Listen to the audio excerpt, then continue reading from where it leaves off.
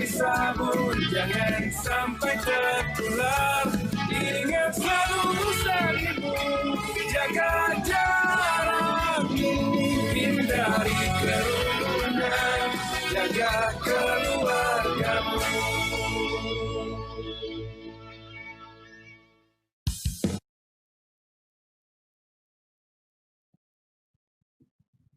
Halo pemirsa, bagaimana kabar Anda hari ini? Semoga tetap sehat dan tetap semangat dalam beraktivitas. Senang sekali saya Suryo Pratomo kembali menemani Anda. Sore hari ini kita akan membahas isu yang sangat menarik. Kebetulan kita akan memasuki liburan panjang. Seperti apa potensi penyebaran COVID-19 ketika libur panjang? Dan diskusi kita pada sore hari ini disiarkan secara langsung dari Media Center Satuan Tugas Penanganan COVID-19 di Gedung Graha BNPB Jakarta. Berdasarkan data per tanggal 20 Oktober 2020, Selasa kemarin rata-rata kasus aktif di Indonesia berada pada angka 16,9%. Ini angka yang sangat luar biasa karena lebih rendah 5% dari kasus aktif yang ada di dunia. Ini menunjukkan bahwa upaya besar kita selama 7 bulan ini telah berhasil untuk bisa mengendalikan penyebaran COVID-19. Oleh karena itu, saat memimpin rapat terbatas kabinet pada Senin yang lalu, Presiden Joko Widodo mengingatkan agar peningkatan laju penularan pandemi COVID-19 tidak terjadi lagi selepas masa libur panjang seperti pernah terjadi pada libur panjang pada bulan Agustus 2020 yang lalu. Untuk diketahui, libur panjang pekan ini akan terjadi di akhir bulan nanti adalah peringatan Maulid Nabi Muhammad SAW. Libur akan dimulai pada tanggal 28 Oktober hingga tanggal 1 November. Bagaimana pemerintah mengantisipasi libur panjang akhir bulan Oktober nanti telah hadir bersama kita pada sore hari ini. Menteri Perhubungan Republik Indonesia Bapak Budi Karya Sumadi. Pak Budi, terima kasih. Selamat sore. Dan tentunya yang tidak asing, penanggung jawab penanganan COVID, Ketua Satuan Tugas Penanganan COVID-19, sekaligus Kepala Badan Nasional Penanggulangan Bencana Letnan Jenderal TNI, Doni Monardo. Pak Doni, selamat sore Pak Doni. Selamat sore Pak Tommy. Sebagai informasi, kondisi studio telah disanitasi seperti biasa. Di sini kita menerapkan protokol kesehatan. Selain kita harus menggunakan masker, menjaga jarak, dan sebelum acara, kami selalu menggunakan hand sanitizer. Saya ingin memulai diskusi ini dari Pak Budi Karya. Pak Budi Karya, Presiden sudah menyampaikan tolong hati-hati, nanti akan ada liburan panjang, jangan terulang lagi seperti bulan Agustus yang lalu. Seperti apa sebetulnya perjalanan orang saat ini Pak Doni, Pak Budi, apakah memang sudah banyak orang pergi ke luar negeri dan keluar kota dengan menggunakan alat transportasi Pak Budi? Ya Mas Tommy, memang pada saat ratas Pak Presiden secara khusus memberikan pesan pada kami agar mempersiapkan libur ini agar tidak menyebabkan satu penambahan yang banyak. Nah, oleh karenanya kita memang melihat bahwa ada kecenderungan memang keinginan untuk libur itu banyak. Dan juga semua alat transportasi dipergunakan. Ya. Katakan pada saat yang lalu, rata-rata di udara itu Soekarno-Hatta itu hanya 40%. Itu naik kira-kira hampir mendekati 50%. Nah sekarang memang average juga 40% sampai 43%. Nanti memang ada kenaikan 10-20%. Yang memang akan lebih banyak karena mereka yang berlibur itu di Jawa, tentu menggunakan kereta api dan jalan darat. Nah oleh karena memang kita berkoordinasi intensif dengan para operator, baik itu maskapai penerbangan, kereta api, dan darat. Kalau maskapai penerbangan dan kereta api, kita memang menerapkan protokol kesehatan yang diterapkan oleh gugus tugas ya, dengan membuat aturan-aturan tertentu sehingga memang relatif cukup bisa dipertahankan dalam satu protokol kesehatan ketat. Nah di darat ini kan ada juga yang menggunakan kendaraan pribadi. Nah oleh karenanya memang sekarang kita diskusi dengan Menteri Pariwisata, dan pada saat kita ratas juga ada Kapolri dan TNI, apalagi Ketua Gugus Tugasnya Letnan Jenderal ya. Jadi saya berpikir keterlibatan TNI Polri untuk di tempat-tempat wisata, ya kayak kalau di Jakarta itu di Ancol, di Ragunan, di Sarangan dan sebagainya, ini memang harus dijaga, tidak terbatas pada angkutan saja. Kalau angkutan relatif kita menetapkan protokol kesehatan yang baik. Katakan bis, itu kita tetapkan maksimal 70%. Kereta api juga 70%. Dan itu bahkan di kereta api kita berikan face shield. Di pesawat juga demikian. Jadi semua runtutan daripada protokol kesehatan yang diarahkan oleh Pak Ketua Gugus Tugas, yang sebelumnya kita bahas dengan para operator, itu dijalankan dengan baik, Pak. Apa secara spesifik, Pak, yang diperkirakan akan terjadi menurut perkiraan Kementerian Perhubungan sendiri, Pak? Satu hal, kemungkinan karena liburnya relatif panjang, bisa jadi kenaikan itu lebih dari 20%. Nah, oleh karenanya saya wanti-wanti dengan maskapai penerbangan dan kereta api agar menambah flight yang ada di udara dan kereta api dan juga bus.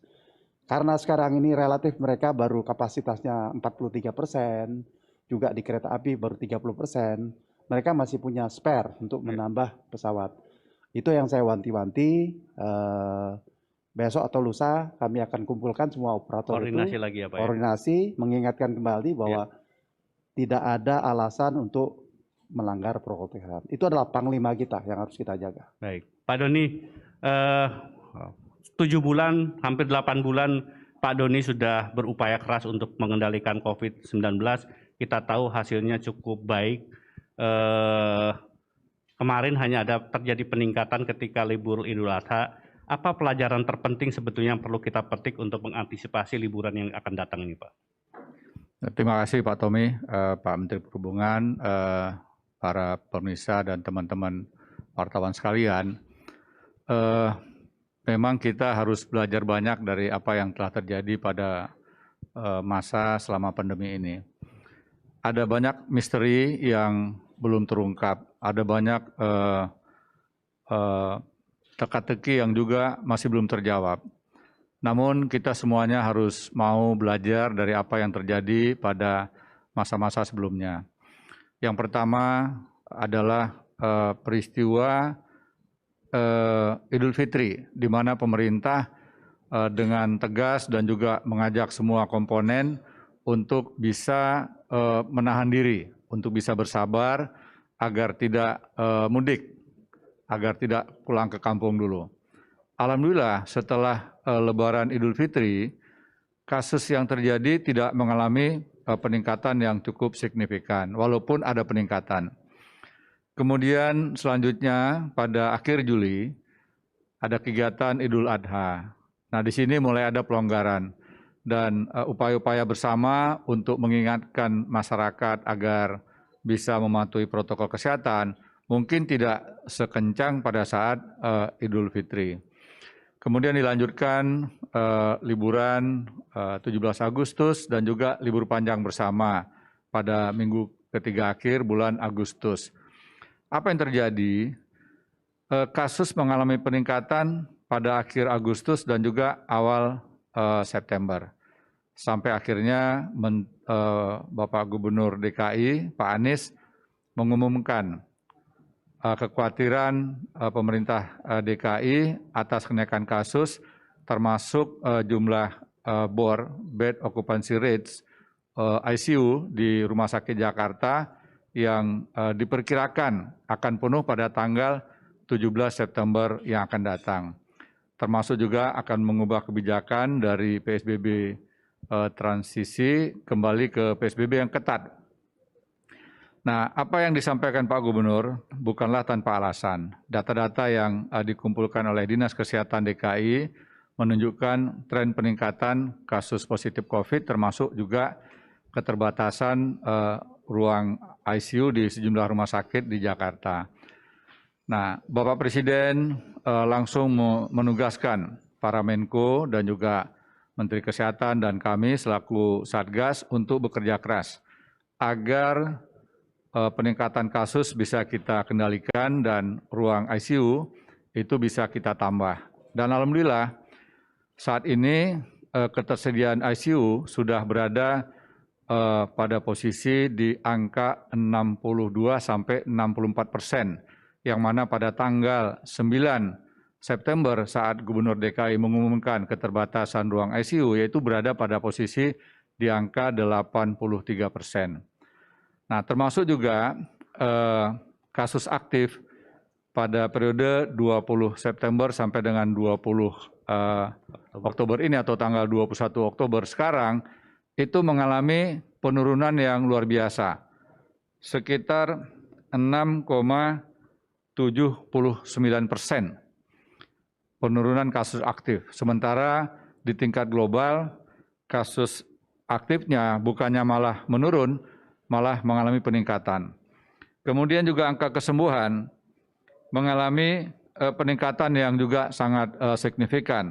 Dari posisi tanggal 20 September berada pada angka 72,5% dan tanggal 20 Oktober pada angka 79,63%. Jadi ada peningkatan 7% lebih yang sembuh. Dan hari ini kesembuhan mendekati angka 300.000 orang, yaitu tepatnya sekitar 297.000 orang yang telah sembuh.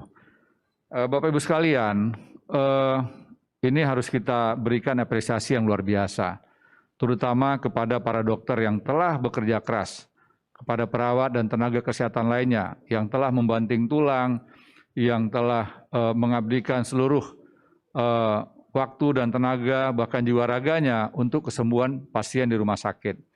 Ya, jadi sekali lagi kesembuhan ini adalah sebuah kerja keras dari semuanya, baik oleh Bapak Presiden, para menteri, koordinator, menteri, kemudian juga para gubernur, bupati, wali kota.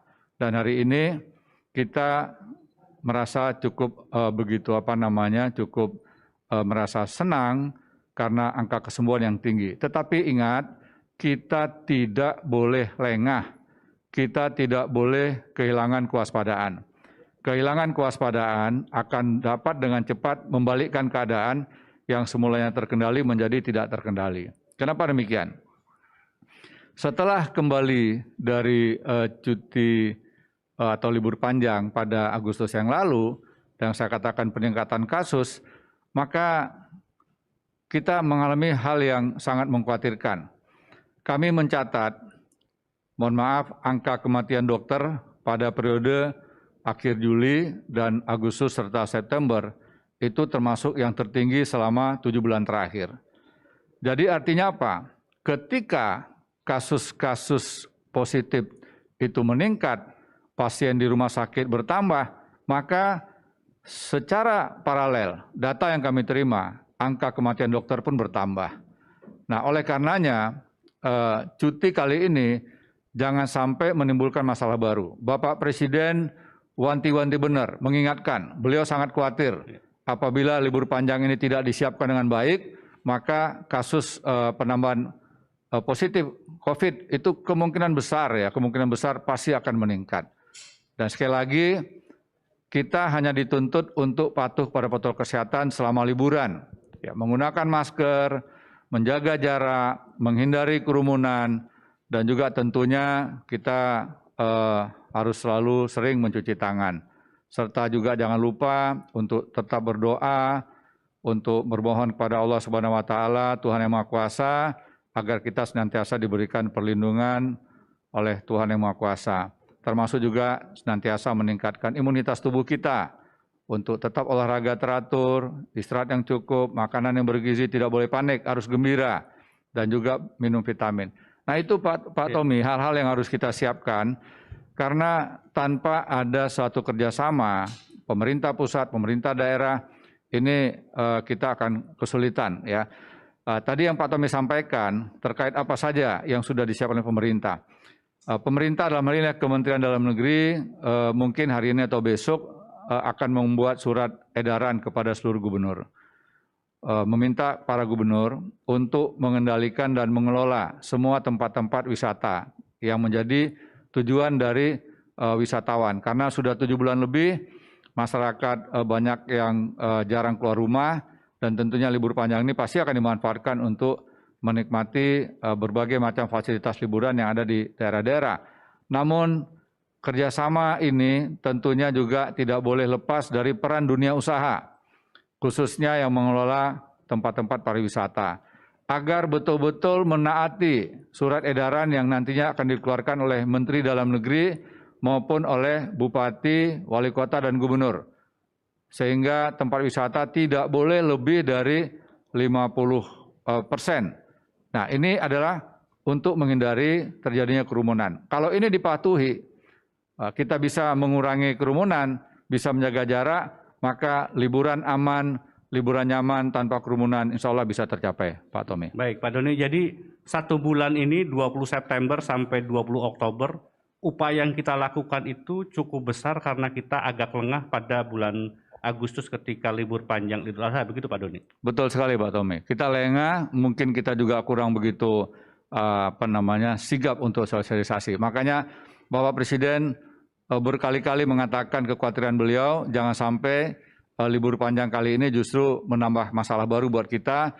Kita sudah bekerja keras selama 7 bulan terakhir, kita sudah mampu mengendalikan sejumlah kasus di berbagai provinsi, walaupun masih ada beberapa provinsi yang mengalami peningkatan, tetapi secara nasional angkanya sudah semakin baik. Walaupun angka kematian kita masih berada di atas angka global, yaitu sekitar 3,45%, sementara angka global di posisi 2,79%. Tetapi apabila kita semuanya bisa bersama-sama, kita patuh, kita bisa sepakat untuk tetap menjaga protokol kesehatan, kita harus yakin bahwa bangsa kita akan lebih cepat pulih dari kondisi COVID ini, Pak. Baik, Pak Doni. Pak Budi Karya, ini menarik, Pak. Tadi Pak Doni menyampaikan akan ada edaran dari Menteri Dalam Negeri kepada semua pimpinan daerah, para pengelola tempat-tempat hiburan.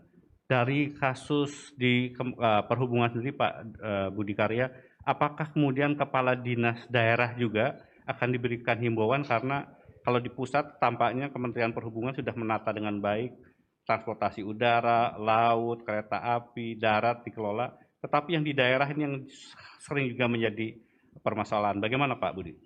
Ya, pertama kali saya sangat mengapresiasi upaya dari gugus tugas dan juga kita secara khusus membahas dalam ratas untuk libur panjang ini. Artinya persiapan itu bukan terbatas pada Kementerian Perhubungan saja, tetapi memang lintas sektoral. Bahkan saya menambahkan, kalaupun nanti ada surat edaran, tentu kita memang membutuhkan suatu kondisi di mana semua aparat ini ikut. Nah, oleh karenanya sejalan dengan apa yang disampaikan oleh Mas Tommy tadi, maka yang akan kita lakukan dalam beberapa hari ini pertama kali adalah operator, karena operator itu adalah yang meran pergerakan dari Jakarta atau dari kota ke kota, dan mereka harus taat, itu dulu. Karena kalau mereka tidak taat, maka timbul suatu penularan yang tidak kita inginkan. Nah, yang kedua, dikaitkan dengan pertanyaan Mas Tommy tadi berkaitan dengan di daerah, kita punya link atau punya kolaborasi dengan Kadishub masing-masing provinsi, dan itu kita akan lakukan dalam 2 konteks. Konteks pertama adalah bagaimana protokol kesehatan bisa dikawal sampai ke daerah-daerah.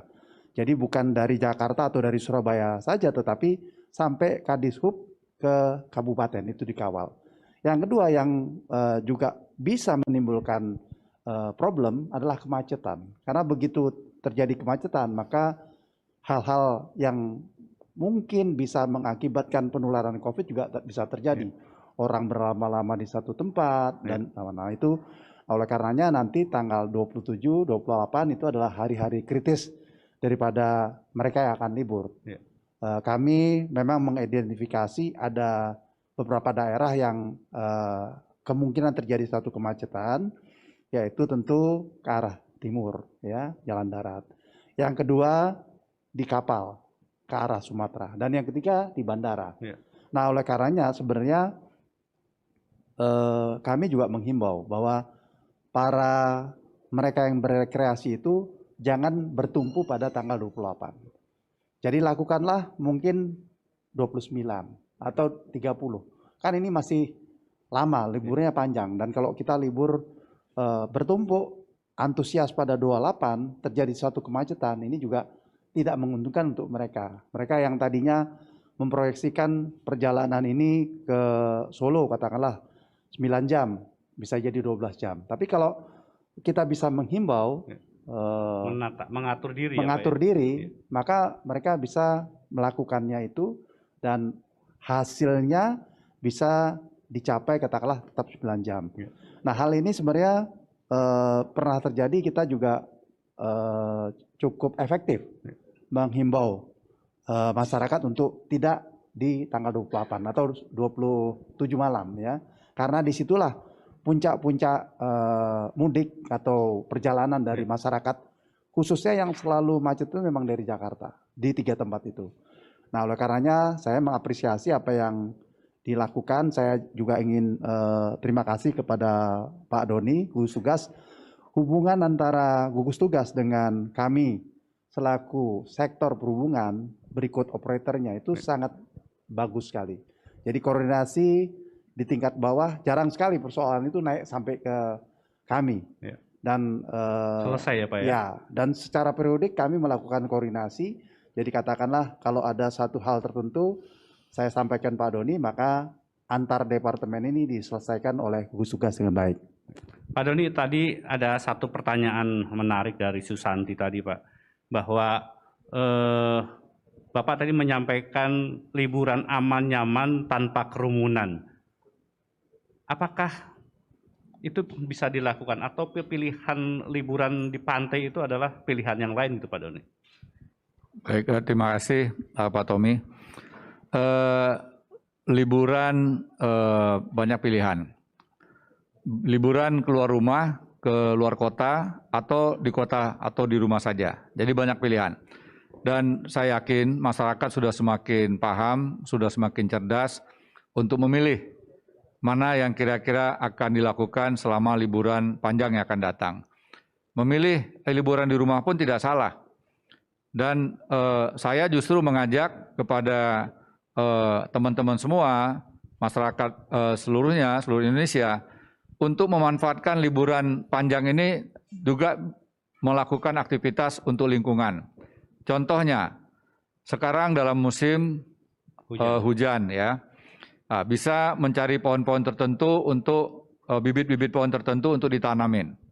Kemudian yang kedua, bekerja sama dengan seluruh masyarakat yang ada di RT RW masing-masing untuk membersihkan saluran-saluran air, membersihkan selokan-selokan, membersihkan gorong-gorong, melakukan apa saja yang dapat mengurangi risiko dalam menghadapi curah hujan yang tinggi.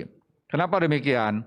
Karena kita dalam posisi menghadapi La Nina dan risiko kita untuk mengikuti menjalankan liburan di luar rumah, di alam terbuka, tanpa mendapatkan informasi yang utuh atau yang lengkap tentang cuaca, ini juga punya risiko yang tinggi. Contoh misalnya, ya berada di alam terbuka, tiba-tiba angin kencang, kita tidak bisa memprediksi. Tiba-tiba saja angin kencang, lantas ada pohon yang tumbang atau dahan yang patah. Nah, ketika kita tidak mengantisipasinya, pohon-pohon itu atau daun yang cabang yang patah atau tumbang itu juga bisa membahayakan kita. Termasuk juga di sepanjang perjalanan. Ketika angin puting beliung melanda suatu daerah, biasanya itu ada saja pohon yang tumbang. Oleh karenanya kita diminta juga untuk merapikan batang-batang pohon. Pohon-pohon yang sudah cukup yang sudah cukup banyak cabangnya, bebannya berat, itu gampang sekali patah. Nah, ini kan bisa kerjasama gotong royong untuk dipangkas, bukan dipotong, bukan ditebang, ya. Jadi dipangkas supaya ketika ada angin bebannya tidak begitu berat. Nah, aktivitas seperti ini akan membuat kita merasa puas kepada diri kita karena kita telah membantu alam, membantu lingkungan. Termasuk juga ketika terjadi sesuatu tidak menimbulkan kerugian harta benda dan juga korban jiwa. Pohon yang tumbang bisa menimpa rumah, bisa menimpa kendaraan, bahkan juga kita. Kemudian juga di alam terbuka bukannya tanpa risiko. Di pantai-pantai sekarang, terutama di beberapa provinsi yang mengalami cuaca yang kurang begitu menentu, ombaknya besar, terutama di pantai selatan. Dan ini juga berpotensi tiba-tiba tergulung ombak. Jadi ada banyak masalah yang nantinya akan terjadi ketika kita tidak mendapatkan informasi yang utuh, informasi yang lengkap tentang cuaca. Nah, oleh karenanya memilih itu sangat penting. Jadi setiap keluarga diharapkan mencari tahu, kemudian melakukan koordinasi dengan banyak pihak, terutama tentang cuaca. Nah, kalau ini sudah dilakukan, maka yang pertama aman dulu. Yang kedua harus nyaman. Nyaman bagaimana? Supaya tidak tertular. Ketika kita berada pada tempat-tempat yang ramai, yang berkerumun, maka bisa berpotensi terjadinya penularan. Dan disinilah peran dari semua unsur untuk saling mengingatkan. Ketika kita berada di keramaian, kita mengingatkan supaya mengurangi jarak, menghindari orang-orang lain. Itu sama halnya kita berupaya untuk mencegah terjadinya penularan. Nah, kalau kita bisa melakukan ini, Pak Tommy, sudah semakin banyak orang yang berani mengingatkan satu sama lainnya, saya yakin bangsa kita akan bisa lebih cepat pulih dari COVID ini. Demikian, Pak Tommy. Ada satu pertanyaan lain, Pak. Apa imbauan Bapak kepada pemilik pengelola tempat wisata, hotel, atau penginapan, supaya mereka juga ikut mengendalikan penyebaran COVID-19 ini, Pak? Saya melihat ada beberapa kabupaten yang telah menyusun SOP. Ini sangat baik, ya. Bupatinya turun tangan langsung, mengontrol satu persatu. Bahkan restoran, kemudian hotel, itu diberi label, diberi tanda, mana yang sudah memenuhi standar protokol kesehatan yang dibuat oleh Kemenkes, mana yang belum. Nah, masyarakat dihimbau untuk mengunjungi tempat-tempat yang sudah melalui proses sertifikasi, ya, internal dari kabupaten atau kabupaten kota tersebut.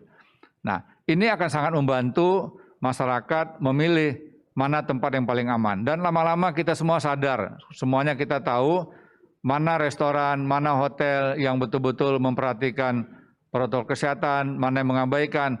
Dan saya mengatakan pihak-pihak pengelola pariwisata yang kurang begitu memperhatikan protokol kesehatan, ya lebih baik jangan kita kunjungi karena risikonya tinggi. Dan saya juga memberikan apresiasi atas kerja keras dari PHRI dan juga para relawan. Ketika liburan-liburan panjang, mereka turun tangan, membantu, mengingatkan.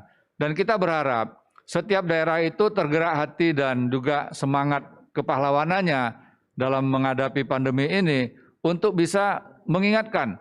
Dan mengingatkan ini tidak boleh terputus, Pak Tommy. Harus setiap saat. Begitu ada yang kurang, apakah menggunakan masker atau jaraknya yang sangat dekat, itu sampaikan saja. Dan setiap orang yang berani menyampaikan peringatan kepada siapapun, itu tidak terlepas dari orang yang punya sisi kemanusiaan. Mengingatkan orang berarti mengurangi orang itu terjadi resiko. Dan orang-orang seperti ini bisa kita kategorikan sebagai pahlawan kemanusiaan. Baik. Pak Budi Karya, menarik sekali yang disampaikan oleh Pak Doni. Ini kali ini liburan kita ini agak berbeda. Kita masuk di musim penghujan yang memang membuat kita perlu berhati-hati, termasuk dalam berkendaraan, Pak Budi. Ini dalam cuaca seperti ini membutuhkan keterampilan khusus, membutuhkan kesiapan dari sarana transportasinya, bannya, remnya. Apa Pak Budi yang bisa disampaikan pada masyarakat khususnya dalam mengantisipasi bencana hidrometeorologi ini? Ya, memang dalam keadaan hujan ini semua moda menghadapi satu permasalahan atau harus ada tindakan kehati-hatian. Ya, sebagai contoh kereta api. Kereta api itu harus melakukan koordinasi bahwa di tempat-tempat yang berpotensi dikendalikan dengan baik. Ya. Yang kedua, untuk angkutan udara. Dengan adanya musim hujan atau lagi La Nina, maka proyeksi atau ramalan dari BMKG harus menjadi suatu dasar dari SOP yang dilakukan. Sehingga ada hujan lebat, jam-jam tertentu, mereka sudah mempersiapkan diri semuanya. Nah, untuk kendaraan umum yang juga digunakan oleh masyarakat, memang sebenarnya tidak begitu risiko ya. Artinya mereka bisa mengendalikan dengan kecepatan tertentu.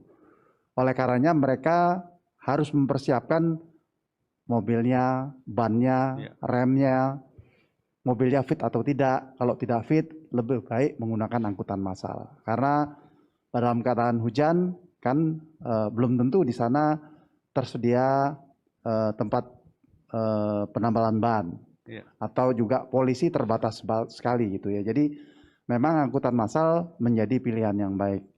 Untuk diketahui bahwa angkutan massal itu tersedia sangat banyak. Mau udara, mau kereta api, mau bus, itu tersedia banyak. Jadi kalau kami sarankan mereka menggunakan angkutan massal dan mereka memesan sebelum tahap mereka berangkat. Sehingga apa?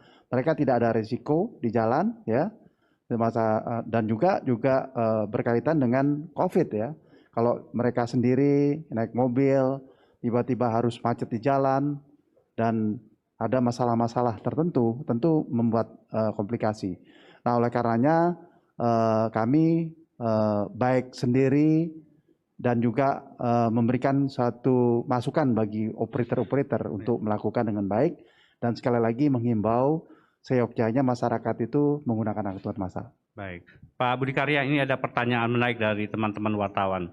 Taksi dan ojek online masih menjadi pilihan transportasi favorit dalam mendukung aktivitas masyarakat. Kebijakan apa yang perlu diperhatikan operator terhadap protokol kesehatan seperti keberian armada untuk mencegah penyebaran atau penularan COVID-19, Pak Budi? Ya, ini dengan operator kita sangat dekat. Artinya dari hari ke hari Pak Dirjen itu selalu berkomunikasi dengan operator agar menjaga kebersihan, melakukan suatu koordinasi dengan para sopir, para pengojek ya. Bahkan kami berkomunikasi ya dengan para pengendara ojek untuk juga menaati protokol kesehatan. Artinya mereka sediakan buffer itu, dia selalu cuci tangan, dia selalu membersihkan helm yang akan dipakai oleh para penumpang ya. Jadi kalau kita dalam koordinasi sudah bagus sekali. Memang masih terjadi kerumunan pada saat dia menunggu. Nah, ini memang kita membutuhkan effort yang khusus kepada operator agar mereka melarang untuk mereka berkerumun. Karena kalau sudah berkerumun biasanya ngobrol. Kalau ngobrol pasti kadang-kadang lupa buka masker. Nah, ini menjadi potensi penularan. Nah, oleh karenanya baik melalui operator maupun langsung kepada paguyuban ojek, kita selalu berkomunikasi. Untuk taksi sebenarnya relatif lebih terkoordinir dengan baik karena mereka sangat patuh ya, dan saya mengapresiasi para operator ini, baik operator taksi maupun operator ojek ini sangat kooperatif dan selalu berkoordinasi dengan kami memberikan suatu solusi. Jadi kita selalu diskusi. Mereka tidak mau jalan sendiri. Kalau kita bilang jangan seperti ini, mereka relatif nurut. Tapi yang kerumunan ini memang harus kita lakukan peringatan pada operator agar mereka menghimbau bahkan memberikan sanksi apabila mereka melakukan kerumunan itu. Pada para pengojek itu.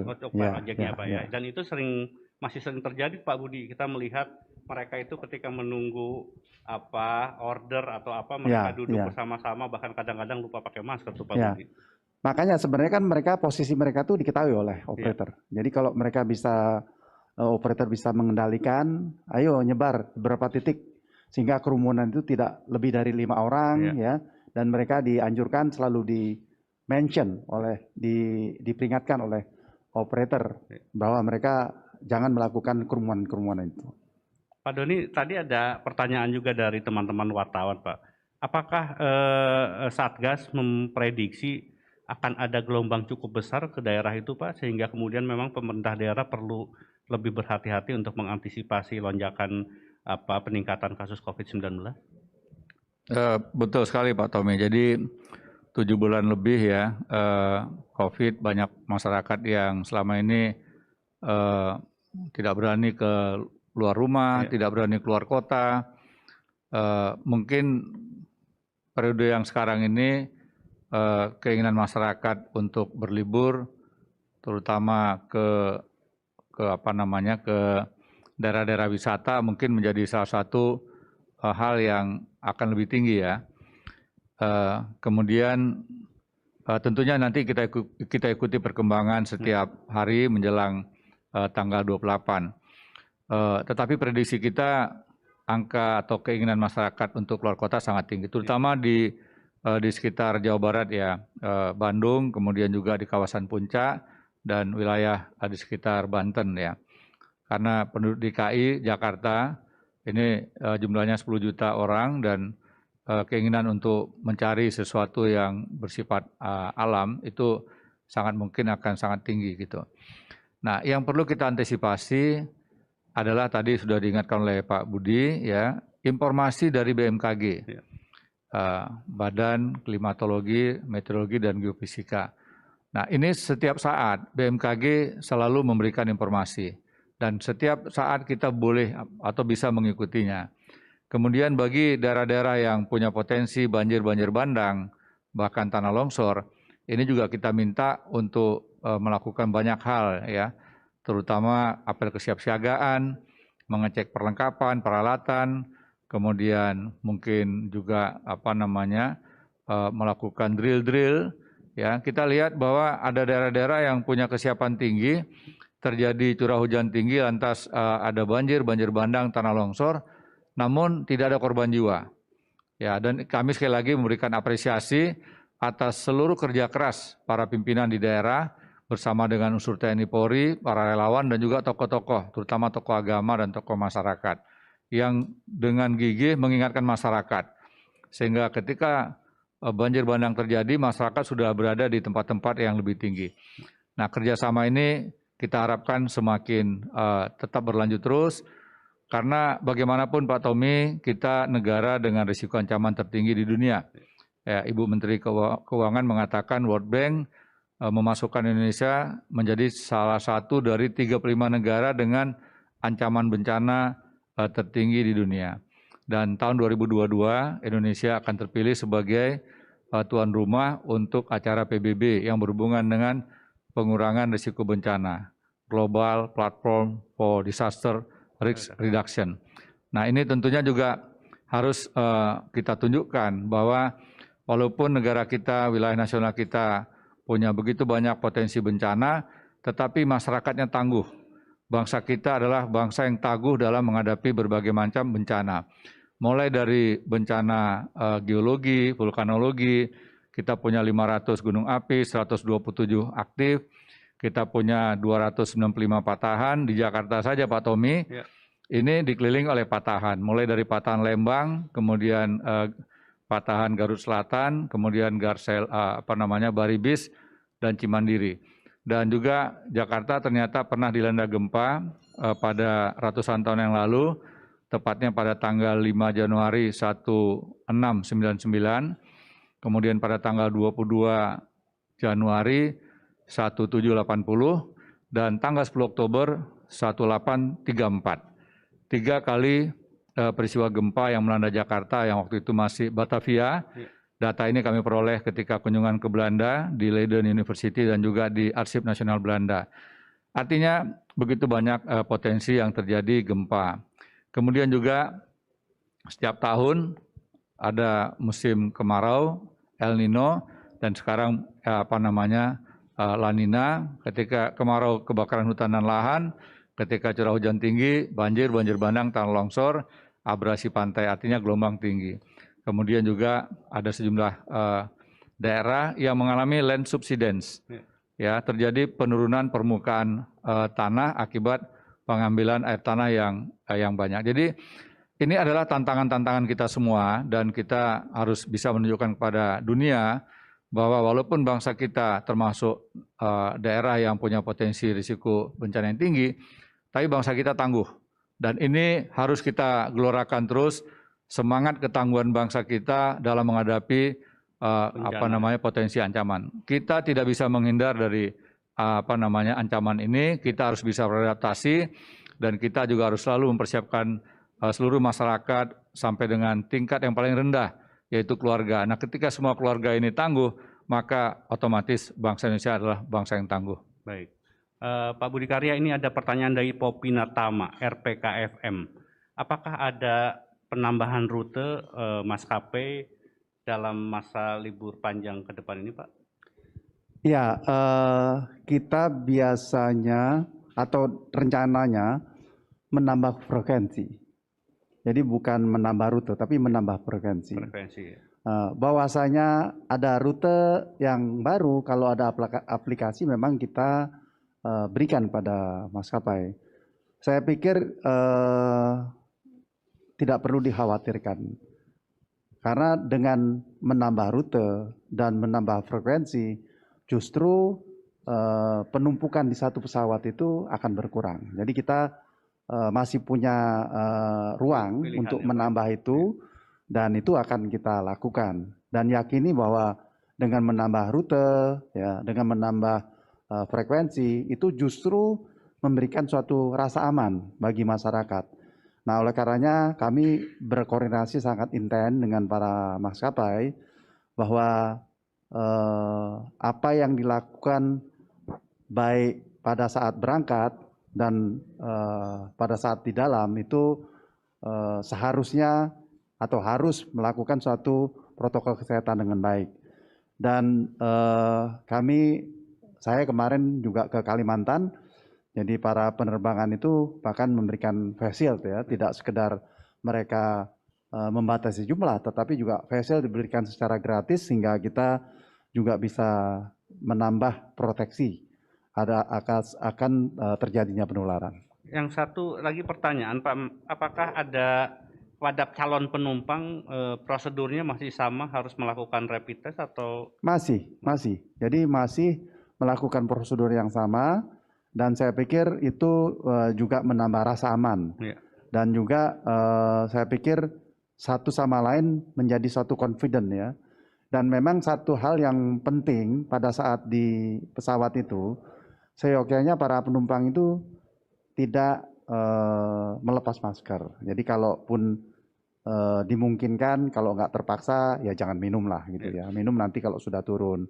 Apalagi makan. Kalau dapat makan ya dipegang, dibawa pulang oleh-oleh untuk sanak keluarga ya. Dan yang penting juga jangan berbincang.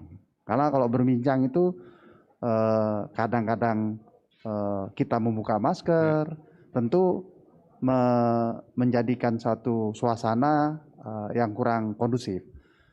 Kemarin saya menjalani penerbangan, ya 2 penerbangan, bahkan waktu ke Palangkaraya menggunakan penerbangan tertentu, waktu pulang dari saya melihat bahwa penumpang ini semakin sadar dan apresiasi kepada penumpang sadar. Jadi tidak ada berisik-berisik bicara dan sebagainya. Bahkan makan pun terbatas. Mereka cuma berapa saat makan terus langsung ditutup. Nah, ini kesadaran-kesadaran yang penting karena walaupun di pesawat itu ada satu teknologi yang namanya HEPA, di mana di dalam pesawat itu relatif lebih aman dibandingkan suasana ruangan biasa, tetapi saya pikir untuk menjaga agar penularan itu tak terjadi, lebih baik kita tidak berbincang. Kalau bisa menahan makan dan minum, kita tunda saja itu makan dan minum. Pak Doni selalu menyampaikan ya Pak, bahwa dalam bepergian, dalam bertransportasi, dalam perjalanan, protokol kesehatan itu sesuatu yang wajib. Bahkan Pak Doni sudah menyampaikan kalau bisa tidak usah makan, tidak usah minum kalau penerbangan di bawah 2 jam. Begitu ya Pak Doni ya Pak? Betul sekali Pak Tommy. Jadi seandainya bisa menahan diri untuk tidak buka masker, tidak makan dan tidak minum, tidak mengobrol juga, itu langkah yang paling bagus. Tapi kalau misalnya bisa, tapi kalau nggak bisa pun terpaksa harus makan dan minum, lebih baik secepatnya kemudian segera menggunakan masker kembali. Pak Doni mungkin bisa juga bercerita ada pengalaman betapa masker itu menyelamatkan Pak Doni ketika kemudian ada orang di sekitar Bapak yang positif COVID. Jadi memang protokol kesehatan adalah sesuatu yang wajib melekat harus kita lakukan karena itulah dalam kondisi sekarang yang paling ampuh untuk mencegah kita jangan sampai tertular COVID-19, Pak Doni. Baik Pak Tommy, betul sekali. Pak Tommy sudah 7 bulan juga lebih bersama kami di sini. Dan Pak Tommy tahu persis apa yang telah kita lakukan bersama. Ruangan kantor Kepala BNPB yang semula sofanya dikeluarkan semua, tidak ada lagi sofa. Ya. Yang ada adalah kursi biasa yang gampang dibersihkan. Kemudian yang kedua, jarak antar kursi pun diatur harus berada pada jarak 2 meter, tidak boleh kurang. Dan dalam beberapa kesempatan, tamu-tamu yang pernah berkunjung ke kantor Kepala BNPB, beberapa hari berikutnya diinformasikan bahwa positif COVID. Padahal kami bersama dengan para staf cukup lama mengobrol dengan pejabat tersebut, bahkan sempat berada pada satu lift. Ya. Nah, namun alhamdulillah para pejabat BNPB belum ada yang terpapar COVID, walaupun di antara staf dan karyawan ada, tetapi itu sebagian besar adalah mereka yang karena terpapar oleh keluarga. Kemudian pada satu peristiwa saya pernah bersama dengan salah satu sahabat saya yang ikut dalam perjalanan, dalam penerbangan dan juga satu kendaraan ternyata positif COVID. Namun sejak awal saya tidak pernah melepas masker dan saya menganggap siapapun orang walaupun sudah sangat dekat dengan saya berpotensi menulari saya. Karena kalau seandainya saya sebagai Kepala Badan Nasional Penanggulangan Bencana atau sebagai Kepala Satgas terpapar COVID, tentu juga ini kurang bagus untuk bangsa Indonesia. Komandannya Satgas lantas kena COVID. Nah, sejak peristiwa itu staf saya mewajibkan semua tamu yang datang itu mengikuti pemeriksaan swab antigen, rapid test, dan mereka yang meminta waktu ketemu tidak sedikit juga ya, ada beberapa orang yang positif COVID ya setelah diperiksa oleh swab antigen, kemudian diperiksa juga dengan PCR swab ternyata positif. Jadi rapid test swab antigen ini sangat bagus Pak Tommy. Jadi akurasinya jauh lebih baik dibandingkan rapid test antibody. Jadi sekali lagi masker, jaga jarak itu adalah modal utama kita. Bapak Presiden ya mengatakan terakhir selama vaksin belum ada, obat juga belum ditemukan, maka vaksin terbaik bagi kita dan obat terbaik adalah protokol kesehatan. Pakai masker, jaga jarak, cuci tangan. Termasuk kalau kita pergi keluar kota dalam satu kendaraan dengan keluarga, sebaiknya tetap pakai masker ya Pak Doni ya? Sebaiknya betul pakai masker. Terutama begini Pak Tommy, walaupun kita satu keluarga, ada di antara anggota keluarga kita yang sering beraktivitas keluar rumah. Ya, mungkin mereka yang kelompok usia muda, rata-rata di atas 18 sampai dengan mungkin sekitar 30-an 5 tahun. Nah, usia seperti itu yang kita temukan data-datanya adalah kelompok terbesar yang sekarang ini terpapar COVID, ya sekitar 60% lebih, ya. Dan mereka itu 80-90% itu adalah OTG tanpa gejala, ya. Bahkan ada ada provinsi yang mengatakan 90% dari mereka yang masih muda ini ya OTG, ya tanpa gejala. Nah, yang kita khawatirkan adalah saat mereka berhubungan dengan anggota keluarga yang lain, lantas anggota keluarga ini adalah kelompok rentan, yaitu lansia, ya usia lanjut dan punya komorbid, punya penyakit penyerta antara lain seperti diabetes, hipertensi, jantung, kemudian kanker, ginjal, penyakit paru, maka berpotensi mengalami sakit yang lebih fatal, ya. Dan angka kematian untuk pemilik penyakit penyerta itu adalah sekitar 85%, Pak Tommy. Suatu angka yang sangat besar sekali.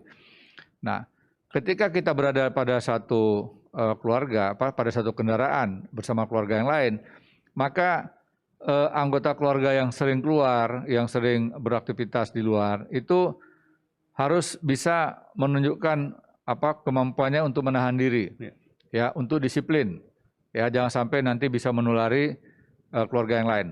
7% mereka yang disurvei di Wisma Atlet itu 7% adalah mereka yang tidak pernah keluar rumah, ya, tidak pernah beraktivitas di luar rumah, ternyata kena COVID juga, ya. Jadi data-data ini menjadi pelajaran buat kita semuanya. Sebenarnya dalam kondisi pandemi ini sudah tidak ada lagi tempat yang betul-betul aman, ya. Selama kita amannya itu adalah ketika kita disiplin. Ya, disiplin pakai masker, disiplin jaga jarak. Dan ketika makan pun harus betul-betul membatasi diri, tidak ngobrol, kemudian jaraknya pun harus diatur. Karena klaster di perkantoran, mereka-mereka yang terpapar itu setelah diwawancarai, rata-rata adalah orang yang disiplin. 90% lebih adalah pengguna masker. Mulai dari pagi sampai sore pasti pakai masker. Nah, pertanyaannya kenapa kok terpapar juga? Nah, ada dua kemungkinan. Yang pertama mungkin memperlakukan maskernya kurang begitu bagus. Kemudian yang kedua saat makan. Nah, ternyata paling banyak, paling besar itu adalah saat makan. Ya, jaga jaraknya tidak diatur. Kemudian ketika makan bersenda gurau. Dan inilah proses terjadinya penularan lewat aerosol. Demikian Pak Tommy. Masih Pak Doni. Pak Budi, tadi ada pertanyaan Adnan, apakah ada kemungkinan menerapkan pos-pos penjagaan antar perbatasan karena selama awal PSBB itu sangat efektif untuk mencegah penularan? Terima kasih Mas Adnan diingatkan. Saya pikir memang ini satu SOP yang akan kita terapkan. Jadi dalam koordinasi yang akan kita lakukan dengan Dishub, itu yang akan kita lakukan. Tapi yang kalau di perjalanan itu kan relatif homogen, artinya satu keluarga. Kita akan checkpoint, kita lakukan, ya. Tetapi yang akan kritikal itu sebenarnya di tempat pariwisata, di restoran dan sebagainya. Ini yang mungkin kalau mengharuskan TNI Polri ada di mana-mana, tentu suatu hal yang sulit, ya. Jadi sama seperti apa yang disampaikan oleh Pak Doni, butuh satu kedisiplinan daripada pengelola pariwisata, pengelola restoran dan sebagainya. Tapi apa yang diingatkan oleh Mas Adnan itu suatu yang baik dan kita akan lakukan karena khususnya di kendaraan umum seperti bis, ya. Karena bis itu kapasitasnya dari 42 orang, mungkin sekarang tinggal 20 atau 30 orang. Itu pun kita akan random check, sehingga kita pastikan bahwa orang yang menggunakan bis itu melakukan kegiatan protokol kesehatan dengan baik. Juga mobil-mobil. Makanya nanti terutama tanggal 28, 27, kita akan melakukan suatu pantauan. Dan alhamdulillah, koordinasi kami dengan TNI Polri relatif baik untuk mengkoordinasikan itu. Baik, ini sudah azan Isya. Mungkin Pak Doni terakhir apa yang bisa dihimbau Pak Doni kepada masyarakat sekali lagi supaya kita tidak terulang harus mengalami situasi seperti di bulan September kita tadi angkanya meningkat tajam, rumah sakit kita penuh dan sebaiknya kita jangan mengalami hal seperti itu lagi, tetapi ke depan itu betul-betul kita bisa membuat penularan itu landai, Pak. Baik Pak Tommy, jadi harus kita jadikan pelajaran ketika kasus mengalami peningkatan, terutama pada September yang lalu dan juga awal Oktober. Ini menjadi tantangan bagi kita semua. Ya, apalagi Bapak Presiden telah mengingatkan kita semua untuk lebih hati-hati dan mempersiapkan program liburan ini dengan baik. Dan saya mengajak kepada masyarakat, kalau seandainya tidak perlu untuk keluar kota, sebaiknya di rumah saja. Sekarang ini banyak sekali aktivitas yang dapat membuat kita terhibur di rumah. Mungkin lewat nonton film di TV, ya, aktivitas-aktivitas di sekitar rumah, ya. Kemudian juga yang saya katakan tadi, melakukan kerja sosial, membersihkan selokan. Mungkin sekian lama kita tidak pernah berbuat sesuatu pada alam, membersihkan lingkungan, menanam pohon, ya. Kemudian juga berkomunikasi secara terbatas dengan orang-orang di sekitar kita untuk meningkatkan kepedulian kita kepada alam. Ya, dan sekali lagi Pak Tommy, suasana La Nina ini punya risiko yang tidak kecil bagi masyarakat yang berada di alam terbuka, yang sewaktu-waktu bisa terjadi angin puting beliung, yang sewaktu-waktu juga bisa terjadi hujan lebat. Ya, tempat-tempat yang punya risiko tinggi sebaiknya memang harus dihindari, termasuk pantai-pantai yang pada waktu tertentu akan menimbulkan gelombang pasang. Ya, sekali lagi, alam tidak bisa kita lawan, ya. Yang bisa adalah kita menyesuaikan diri dengan kondisi alam. Kemudian juga upaya bersama adalah saling memberikan informasi, membagi informasi kepada keluarga, kepada orang-orang sekitar kita. Kemudian juga mereka yang di hulu kita harapkan juga rajin untuk menyampaikan perkembangan situasi di daerahnya. Kami dari Satgas telah memiliki aplikasi untuk jajaran TNI, Polri, dan juga Satpol PP, relawan, untuk bisa melaporkan perkembangan yang ada di daerah real time. Dan itu bisa diikuti dan bisa diakses. Mudah-mudahan ini bisa membantu seluruh masyarakat yang akan melaksanakan kegiatan liburan panjang. Demikian Pak Tommy. Baik, terima kasih. Pak Budi Karya, ada harapan pada operator, pada masyarakat untuk menghadapi liburan yang akan datang ini? Ya, tentu liburan ini menjadi satu harapan bagi masyarakat. Saya sepakat dengan Pak Doni bahwa kalau bisa libur di rumah juga indah, ya. Kita bisa dengar lagu, nonton TV dan sebagainya. Tetapi kalau memang harus berlibur, satu bagi operator, taati secara ketat protokol kesehatan. Jadi tunjukkan bahwa kita harus disiplin, tidak ada kompromi tentang protokol kesehatan. Jadi apabila mereka katakanlah mereka rapidnya positif, ya kita tidak ada alasan untuk memberikan kesempatan pada mereka. Yang paling penting adalah kesadaran masyarakat, karena masyarakat ini memiliki satu antusiasme, ya. Jadi saya pikir selama di perjalanan jagalah protokol kesehatan. Saya ulangi lagi, kalau di pesawat kalau bisa menunda minum, menunda makan itu adalah yang bagus, ya. Bahkan bicara pun seperlunya sekali, kalau bisa tidak bicara. Juga di kereta api, ya. Jadi kalau perjalanan panjang ya kita tidur aja gitu. Jadi nggak usah menimbulkan suatu reaksi atau suatu potensi yang mengakibatkan kita harus bicara, harus makan, yang kita harus membuka masker karena memang itu berisiko. Sekali lagi, apa yang kita lakukan bagi mereka yang menggunakan kendaraan, persiapkan kendaraan dengan baik, ya, tapi hitung risiko pada kendaraan kita, apakah kendaraan kita memang mampu kalau ada hujan, kalau itu macet.